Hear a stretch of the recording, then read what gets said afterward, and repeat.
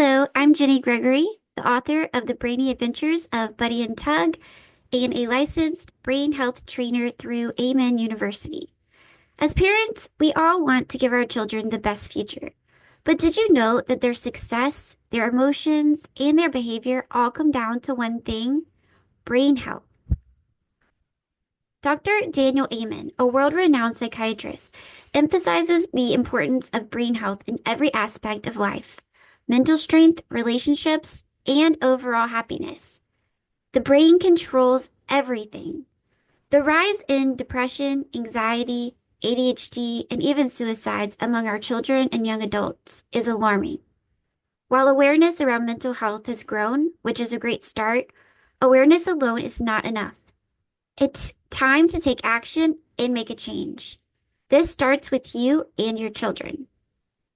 Mental health is controlled by the brain. Mental health struggles, including depression, anxiety, and ADHD, are actually symptoms of an unhealthy brain.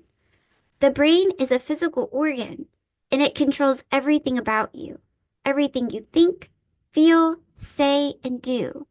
The brain controls our emotions, focus, learning, and decision making. The brain is incredible and complex. Brain health is pivotal in your child's development. Did you know that their brain is not fully developed until age 25 and even later for boys? The last part of their brain to develop is the prefrontal cortex. This is the decision-making area of the brain. That is why children need their parents for guidance. Children need your influence to help them keep a healthy brain. When the brain is healthy, they will thrive. But an unhealthy brain leads to trouble. I experienced this trouble firsthand as a young adult. When I was a sophomore in college, I found myself in a deep depression. It was one of those cases where if you knew me, you would have never suspected it. I had a great life, a loving family, many friends. I was at my dream school and I was doing well. I really had no external reason to be depressed. And for over 10 years, that depression was a mystery to me. Now that I have studied brain health, the reason for my depression is very clear. I had an unhealthy brain.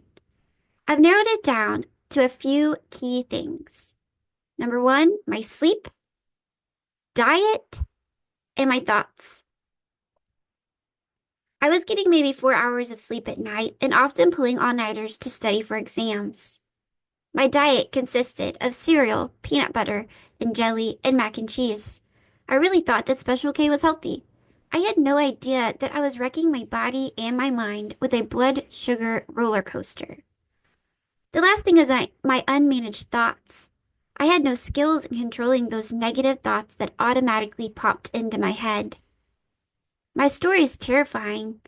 It is terrifying because it is so easy to get depressed. I had a blessed life, and none of that mattered when I was doing things that hurt my brain. What does this mean for our kids and young adults? Even for grown adults?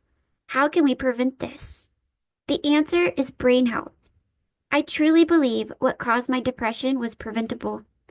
Depression is a symptom of the brain when it is not healthy. Now that you are aware of this, join this brain health revolution that has been started by Dr. Daniel Amen. Love your brain and see how your life can change. I'm going to share with you 6 brain health basics and then 6 tiny habits that you can start for you and your child. Number 1, the brain controls everything we do, and everything we do impacts the brain. The brain is incredible. It controls our breathing, our thinking, what we say, what we do, and how we do it. It controls how we interact with others, our motivation, and our focus. On the other hand, while the brain is controlling everything, it is also impacted by everything. Everything we hear, see, touch, smell, and taste is impacting the brain. The next few points explain this a bit more. The second brain health basic is that the brain loves healthy food. Eating healthy is especially critical for the developing brain of your child. Their brain is being built by the food they are consuming. This is important for the long term, not just the short term. Although the short-term impacts of food can be very obvious. Have you ever noticed how your child behaves after eating something with sugar or red dye 40? There is a reason why red dye 40 is being banned. It has an impact on the brain and it changes behaviors. The brain loves real food, veggies, fruits, natural proteins, and healthy fats. The brain does not like sugar or fake and processed foods. The third is blood flow keeps the brain healthy. Blood flow is the most critical risk factor in Alzheimer's disease. Our brain needs healthy blood flow to thrive. Exercise is a great way to boost blood flow. The fourth is that sleep is essential. As parents and caregivers, you've all experienced the aftermath of lack of sleep of yourselves and of a tired child. Irritability, brain fog, fatigue. This is because the brain needs sleep. Sleep is a time not just of rest, but also to repair and consolidate memories. The fifth brain health basic is that thoughts impact the brain. What you think controls how you feel and ultimately what you do. Our thoughts, good or bad, impact the neurotransmitters in the brain that affect our brain systems. Thoughts are so powerful, and it takes skills to manage these, skills that we are often not taught.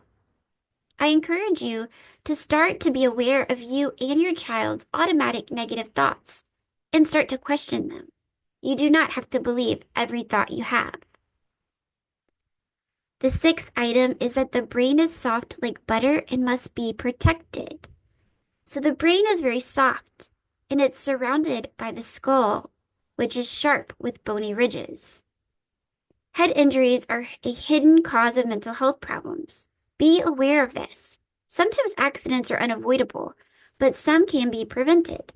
Try to protect your children when you can by avoiding contact sports or activities such as football, hitting soccer balls with heads, or head-banging bricks or boards.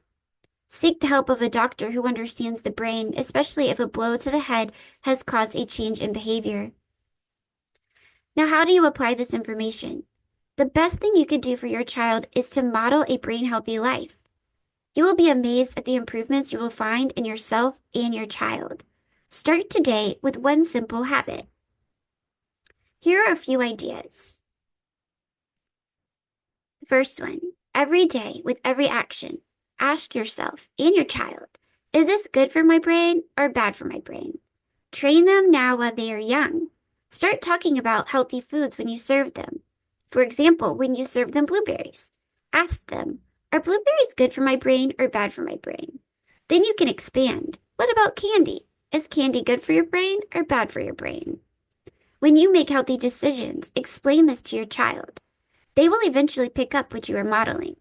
For example, at a birthday party, I will not eat the cake, and I will tell my kids, that cake is bad for my brain. I'm loving my brain by choosing not to eat the cake. They will learn. They are still learning how to make decisions. Remember, their prefrontal cortex is not fully developed, but they will catch what you are putting down. Here is an example how I know my kids are taking in what I'm trying to teach them. At nighttime, my 2-year-old tries to avoid going to sleep by asking for a snack. He started to ask for apples. And what he tells me is, but Mommy, apples are good for my brain. He also starts to say funny things like, poop is good for my brain, but not my bum. Start having these conversations with your kids early so that they know the importance of their brains and how what they eat and do impacts it. The second is to prioritize sleep. You're busy parents and caregivers, but sleep is critical for both you and your child. For you, aim for 7 to 8 hours. For your child, look at the advice from your pediatrician based on their age group. Sleep needs can range from 8 to 14 hours. The third tiny habit that you can implement is to remove added sugars and high glycemic foods. This can be a hard one. Maybe start by just being aware of how you feel when you eat them. Once you are conscious of the effects it has in your brain and body, avoiding these foods may become easier.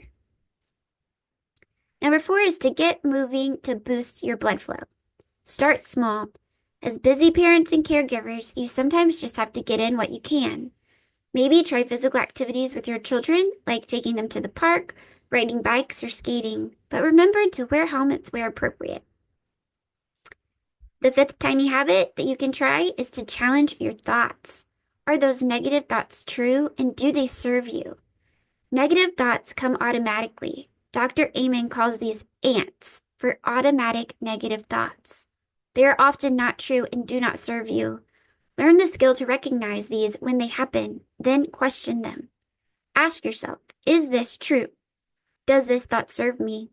Then try to reframe your thought to something that is more accurate and helpful to you. Do this with your kids as well. The last tiny habit to start is to implement helmet wearing for any activity where falls can occur. Just wear the helmet. Dr. Eamon tells a story about a young woman who fell off of her bike and hit her head. Before her accident, she was a very happy person. After her accident, she started to experience depression and ultimately died by suicide. There are many other stories where head injuries caused psychiatric problems. The best thing to do is to prevent them by avoiding the activity or protecting your children and yourselves by wearing a helmet. If head injuries do occur, seek the help of an experienced doctor in this area. The Amen clinics have many success cases of helping those recover from head injuries. I hope that you found this video helpful. Understanding brain health has changed my life, and I'm on a mission to advocate for this to help others overcome their mental struggles and to prevent these in children. I am writing the series of the Brainy Adventures of Buddy and Tug to help share these concepts in a fun way to our kids. If you'd like to learn more, I am just getting started. You can subscribe to my email list, and you'll get some free coloring pages, weekly brain health tips, and updates on the book series. Thank you for watching, and love your brain.